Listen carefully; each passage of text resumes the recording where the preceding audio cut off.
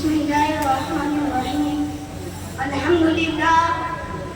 لله رب العالمين والصلاة والسلام على سيد الأنبياء والمرسلين وعلى آله وأصحابه أجمعين أما بعد أعوذ بالله من الشيطان الرجيم بسم الله الرحمن الرحيم وأنتم الأعلون إن كنتم مؤمنين صدق الله العظيم وہ معزز تھے زمانے میں مسلمان ہو کر اور بخار ہوئے تاریخ قرآن ہو کر محترم بزرگوں اور دوستو آج میری گفتگو کا موضوع مسلمانوں کی تباہی اور اس کا علاج ہے آئیے اس موضوع کے تحت ہم اپنے شاندار ماضی پر ایک نظر ڈال کر مستقبل کی تعمیر و ترقی کے زمان تلاش کریں قرآن کریم میں اپنے جلال کا ارشاد ہے وَأَنْتُمُ الْأَعْلَوْنَ إِن كُنتُم مُؤْمِنِينَ تم ہی سب بلند رہو گے بشرطے تم سچے پکے مسلمان رہے ارشاد باری ہماری پوری تاریخ کا اختصار ہے اور اسی میں ہماری ترقی کا راز مکمل ہے تاریخ کے سینکڑوں واقعات یہ بتانے کے لیے کافی ہے کہ جب بھی ہمارا رشتہ اللہ سے اور اس کے دین کا مضبوط رہا سب بلند اور کامیابی نے ہمارے قدم چومے اور جب کبھی اس رشتے میں کسی قسم کی کمزوری آئی ہم اس ذکاوت کا آسمان سے ذلت اور رتی غبار میں جا گئے تاریخ ہمارے سامنے جنگ بدر کی مثال پیش کرتی ہے جنگ بدر میں جو کامیابی ہوئی وہ صرف اس رشتے کی مضبوطی کی بنیاد پر ہوئی ورنہ اگر کامیابی ہوتی تو کفار مکہ کو ہوتی کیونکہ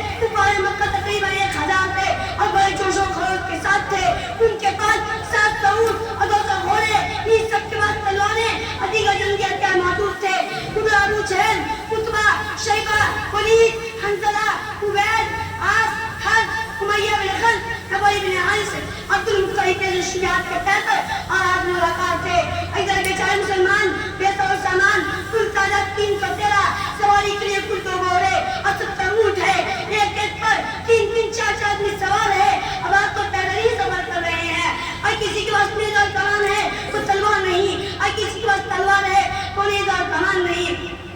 محترم بزرگوں دوستو جب مقام بدر پہنچتے ہیں تو دیکھتے ہیں کہ کفار مکہ بلند مقام پر خیمہ زن ہو چکے ہیں جہاں پانی کی بھی پرواہ نہیں ہے بیچارے مسلمانوں کو پست اور ریتیلی زمین پر خیمہ زن ہونا پڑا ایسی جگہ پر کے کسی کو پیاس لگی تو ایک گھڑ پانی پینے کو نہ ملے الغرض جنگ کے اندر جتنے اسباب اچھی چیزوں کی ضرورت پڑتی ہے وہ سب کفار مکہ کو حاصل کی اور جب لڑائی شروع ہوتی ہے تو کفار مکہ کیا جب مری تک کاٹے جاتے ہیں کفار مکہ کا سب سے بڑا سردار ابو جہل 2 بچوں مادہ موبت کے ذریعے مارا جاتا ہے عبداللہ بن مسعود خود کے سر کو جسم سے جدا کرتے ہیں مسلمانوں آپ جانتے ہیں کہ عبداللہ بن مسعود کون ہے کہ وہی ہے جن کو مکہ کے سین میں کسی ابو جہل نے مارتے مارتے بے ہوش کر دیا تھا آج میدان جنگ کے اندر وہی عبداللہ بن مسعود ابو جہل کا سر قلم کرتے ہیں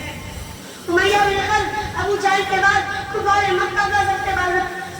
سردار سمجھا جاتا تھا لیکن ابو طالب کو اس طرح پیسہ کو دیکھ کر گھبرایا اور میدان جنگ چھوڑ کر مکہ سے بھاگ پڑا حضرت بلال شریف کے پیچھے بھاگے اور قریب پہنچ گئے امیہ بن خلف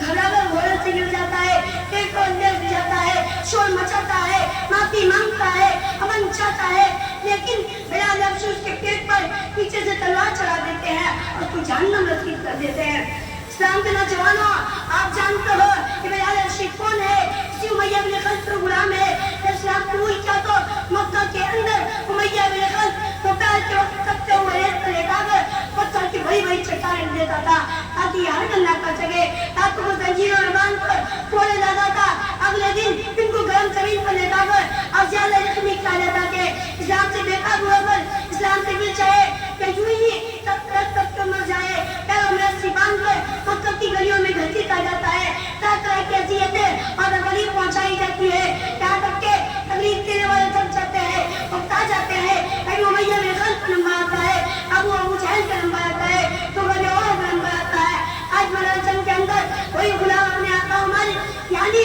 امیہ بن خلف کو قتل کرنے کے لیے دوڑ رہا ہے اور امیہ بن خلف میدان جنگ چھوڑ کر بھاگ رہا ہے مسلمانوں وہ کون سی چیز تھی جس نے غلام کو غالب آقا کو مغلوب کر دیا سچ فرمایا ہے اللہ تعالیٰ نے وَأَنْتُمُ الْأَعْلَوْنَ إِن كُنتُم مُؤْمِنِينَ کہ تم ہی سب بلند رہو گے بشرطے کہ تم سچے پکے مسلمان رہے. اسی طرح دوسرے کفار مکہ اپنے ساتھیوں مقتولوں کو دیکھ کر میدان جنگ چھوڑ کر بھاگنے لگے. 70 مقتول ہوئے اور 70 گرفتار ہوئے. مسلمانوں کو ایسی فتح حاصل ہوئی جس کو تاریخ فراموش نہیں کر سکتی. لیکن افسوس